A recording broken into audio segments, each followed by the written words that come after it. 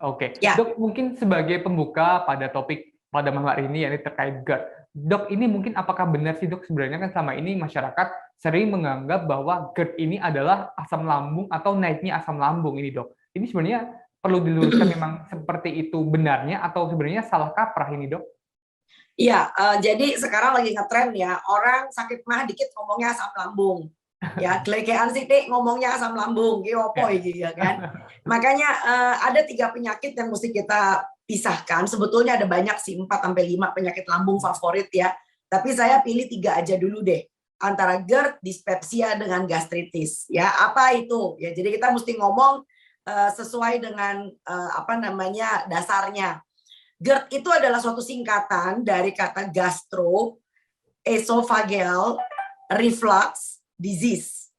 Artinya gastro itu adalah lambung, esophageal itu adalah kerongkongan. Antara sambungan dari kita punya kerongkongan dengan lambung itu ada semacam kayak klep. Nah, klep. Nah, sehingga kalau makanan udah ke bawah nggak boleh ke atas. Pengertiannya gitu dulu. Oke. Nah, GERD itu adalah suatu kondisi ketika urusannya jadi terbalik. Yang udah turun jadi naik ke atas. Nah, ini repot nih. Nah, Anda bisa bayangkan kalau udah turun itu artinya makanan sudah bercampur dengan cairan lambung ya. Dan kita tahu bahwa cairan lambung itu antara lain adalah asam. pH-nya itu bisa sampai 2, Mas. Kebayang nggak? Itu parah banget, kayak cuka banget gitu loh ya. Jeruk aja yang asam nggak sampai 2 gitu loh ya, pH-nya 2. Jadi Anda bisa bayangkan bahwa makanan yang sudah bercampur dengan asam lambung, lalu kemudian lompat balik sampai ke kerongkongan. Ya, sedangkan yang disebut dengan lapisan lendir atau selaput lendir kerongkongan itu tidak sama dengan lambung. Ya, kita punya selaput lendir lambung itu sudah didesain oleh Tuhan sebegitu kuatnya sehingga dia nggak bisa bocor dengan adanya asam. Karena asam itu punya lingkungannya sendiri kan. Ya, jadi lambung itu asam. Nah, jadi nggak mungkin lambungnya itu jebol karena emang itu udah suasananya memang asam. Nah, yang tidak baik itu adalah kalau suasana lambung yang asam itu naik ke kerongkongan di mana lapisan lendir kerongkongan itu sama sekali berbeda dengan lambung. Jadi yang kita takutkan adalah di dalam kerongkongan itu selaput lendirnya bisa terkikis karena si asam tadi. Gitu loh ya. Jadi ini adalah kondisi yang tidak normal. Jadi syarat dari GERD, nah ini dia. Jadi nggak semua penyakit itu disebut GERD, Mas, yang berhubungan dengan pencernaan yang kemudian gitu, enggak.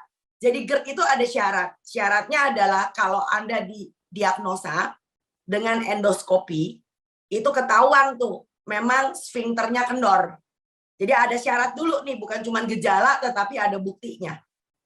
Nah, pertanyaan yang menarik adalah kenapa orang bisa kena GERD? Ya, tentu ada beberapa faktor. Salah satunya adalah faktor obesitas. Orang-orang obesitas ini punya kebiasaan antik. Salah satunya adalah kalau habis makan ikut jagong. Nek perlu turu. Jadi kalau habis makan tuh leyeh-leyeh di depan TV, ya kan? Pakai duduknya aja ngelosor gitu loh, Mas. Nggak cekek gitu loh. Lah kalau orang makan itu kan normally kan makan duduk seperti saya begini di depan Anda ya. Jadi makan, ada meja di depan.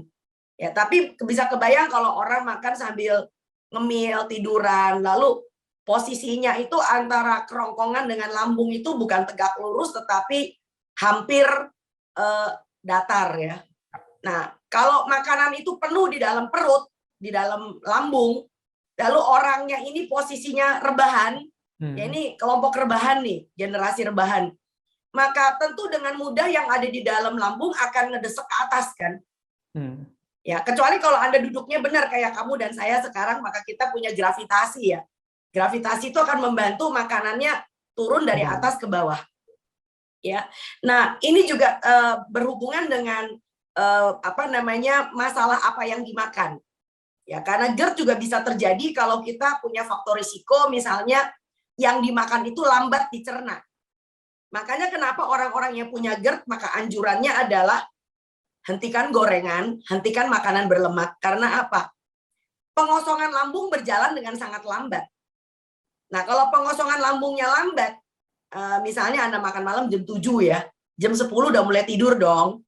tapi lambungnya belum kosong. Maka ini akan mendorong makanan dari lambung bisa naik sampai ke atas. Nah, kita puasa, lalu kemudian buka puasanya udah makanan yang manis tambah gorengan, lalu makan malamnya, waduh, nasi padang, ya nasi goreng kambing, ya kan? Atau ya apalah sejenis kayak begitu, Anda bisa bayangin. Nah, lalu ditambah lagi dengan minuman-minuman tertentu seperti misalnya alkohol.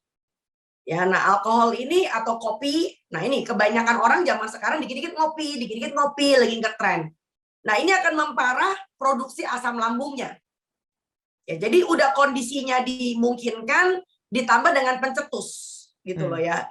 Goro-goronya ditambah. Atau kemungkinan orang ini juga sedang mengkonsumsi beberapa jenis obat seperti misalnya aspirin. Nah, ini pada orang-orang yang mempunyai sindroma pengentalan darah. Biasanya kan ada aspirin, ada clopidogrel, ada ascardia. Itu adalah walaupun dosisnya kecil, tapi pada orang yang sensitif itu memberikan iritasi lambung. Nah, komplikasi dari GERD itu tentu saja banyak.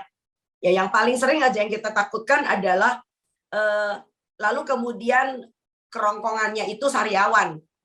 Ya, karena asam lambung itu mestinya ada di bawah, nggak boleh naik ke atas. Itu yang sudah bilang tadi.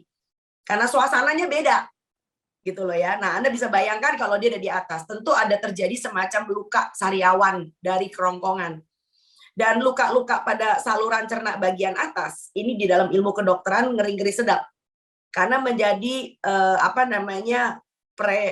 predisposisi untuk prekanker. Makanya kenapa ada yang disebut dengan Barrett esophagus, itu adalah nama orang ya, Barrett, tulisannya B-A-R-R-E-T-T. Nah, ini adalah suatu kondisi ketika orang ini mempunyai kanker saluran cerna bagian atas. Itu gastritis, itu adalah GERD ya Mas ya. Jadi artinya jangan dikit-dikit Anda nyeri lambung, asam lambungnya terbentuk banyak, lalu dikit-dikit ngomongnya GERD, nggak bisa. GERD itu mempunyai kriteria dulu. Ya, jadi salah satu kriteria yang utama adalah klepnya kendor. Barangkali itu Mas sebagai pendahuluan karena Anda nanyanya soal GERD. Terima kasih sudah nonton. Jangan lupa like, subscribe, dan share ya.